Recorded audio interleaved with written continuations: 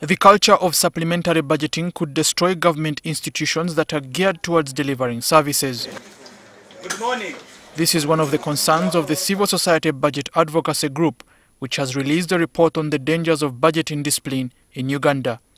The report, titled "Budget Indiscipline is Killing Our Economy, No Budget," was presented by the CSBAG Executive Director Julius Mukunda, who revealed how over 700 billion Ugandan shillings has been diverted through supplementary budgeting in the 2017-2018 financial year alone. So now we know the reason why we have no money.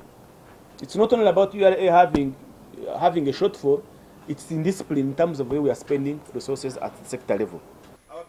Government sectors that exert the most pressure-seeking supplementary budgets are Ministry of Energy, 23.7%, Uganda Police, 11.3%, National Medical Stores, 9.1%, and Parliamentary Commission, 7.3%. Recently, David Bahati, the State Minister for Finance Planning, appeared before the Parliament's Finance Committee to defend a request to borrow 736 billion Ugandan shillings to make up for a revenue shortfall and finance government activities, including the payment of some civil servants' salaries.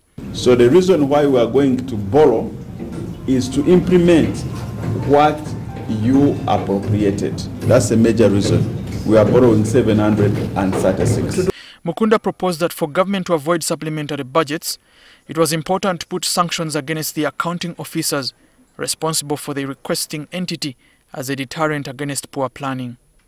The civil society activists also called for amendments to the Budget Act and Public Finance Management Act, which would make it harder to request supplementary budgets. In the long run, we call for the amendment of Section 12 of the Budget Act and Section 25 of the PFM Act. But supplementary is being abused and that money gets diverted onto other things, and now towards the end of the year we get all of a sudden spending pressures. If you think you don't have enough money within a given year, and whatever it is that you want government to fulfill during a particular financial year cannot be absorbed within that year, we propose that these requests are passed on into a new given financial year. The civil society criticism of government agencies that undermine the budget process is meant to expose the financial loopholes that feed corruption. With only 2 months to the budgeting process, it's hoped that the recommendations that have been made here may be put to good use.